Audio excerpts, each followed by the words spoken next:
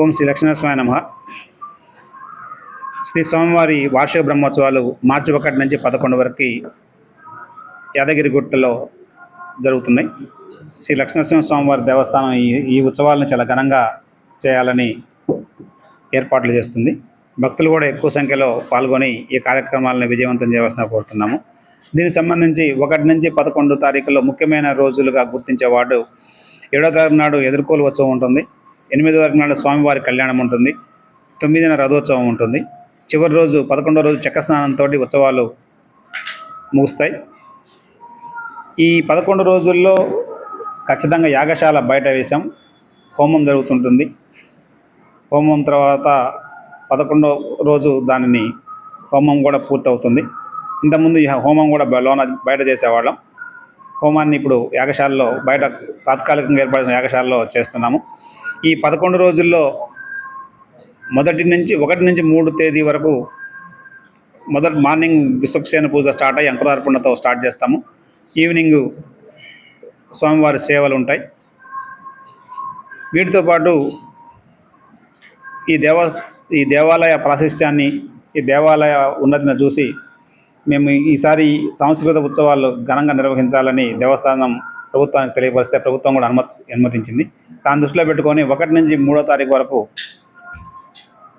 ప్రముఖ ప్రవచనకర్త పద్మశ్రీ డాక్టర్ గరికపాటి నరసింహారావు గారు ఎర్రా ప్రకటన రచించిన నృసింహ వైభవం మీద ప్రవచనం చెప్తారు. ఖచ్చితంగా 6 గంటల నుంచి 8 గంటల 25 నిమిషాల వరకు ఈ ప్రవచనం ఉంటుంది.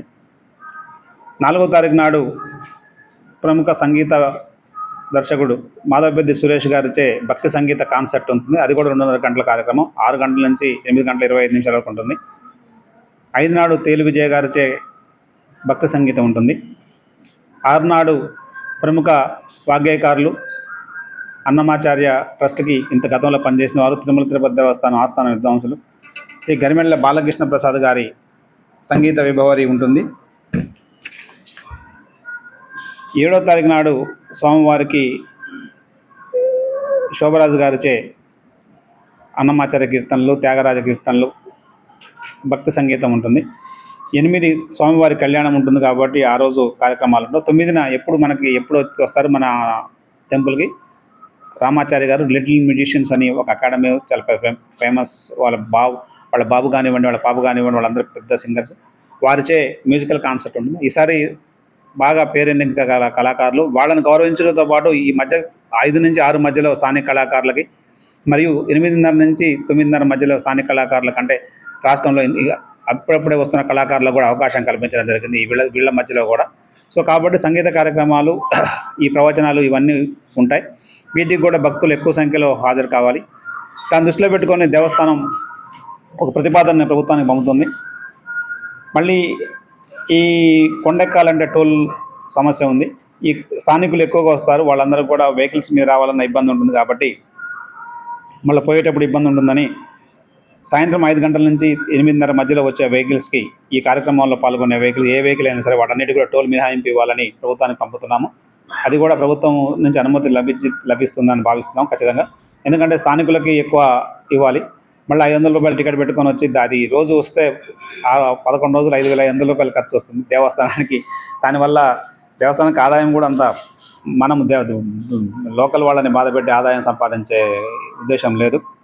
సో కాబట్టి ఈ కార్యక్రమాలు, ఈ బ్రహ్మోత్సవాలు ఉన్న రోజుల్లో ఈ 5 నుంచి 8:30 మధ్యలో కొంచెం గ్యాప్ ఇచ్చేసి టోల్ లేకుండా అందరినీ పంపించాలని, అప్పుడు పార్కింగ్ సమస్య రాకుండా పార్కింగ్ను కూడా కంట్రోల్ చేస్తూ పోలీసులకి ఇచ్చేసాం. బస్సులు కూడా ఒకవేళ అందరికి రిక్వెస్ట్ చేస్తాం, బస్సులలో వెళ్ళండి ఫ్రీగా, మళ్ళీ బస్సుల మీద చేద్దాం. బస్సుల మీద వచ్చేవాళ్ళు బస్సుల మీద వస్తారు, వెహికల్ తీసుకొచ్చుకుంటారు. కొంతమంది బస్సు ఎక్కలేని వాళ్ళు ఈ వృద్ధులు కూడా ఉంటారు. ఈ కార్యక్రమంలో పాల్గొనాలి, వాళ్ళందరికీ సౌకర్యం కల్పించడం కోసం ఇది కూడా తీసుకున్నాం.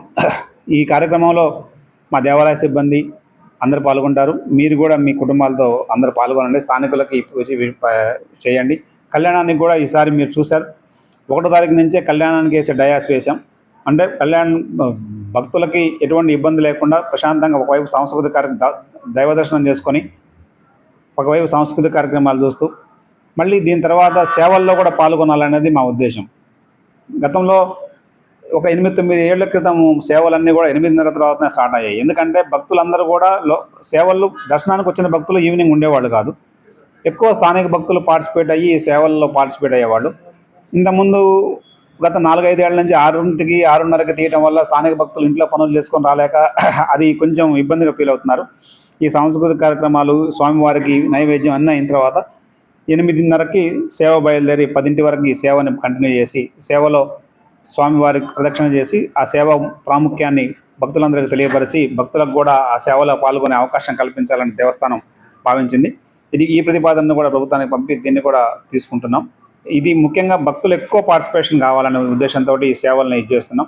ఒకసారి ప్రవచనం అయిపోయిన తర్వాత దాదాపు ఒక 2-3 వేల మంది భక్తులు ఉంటే ఆ 2-3 వేల మంది కనీసం ఒక 1000 మంది అనే ఈ సేవ ఉద్దేశం ఏంటి, ఈ సేవ ఎందుకు కడుతున్నాం, గరుడ వాహనం ఎందుకు వాడుతున్నాం, హనుమంత వాహనం ఎందుకు వాడుతున్నాం, ఈ వాహనాలన్నీ వాడడం ఉద్దేశం ఏంటి అనేది తెలియాలి. అందరం చూస్తున్నాం కానీ ఈ వాహనాల ప్రాముఖ్యత తెలియదు. ఇవన్నీ తెలుసుకోవడం కోసం ఈ కార్యక్రమం చేపట్టడం జరిగింది.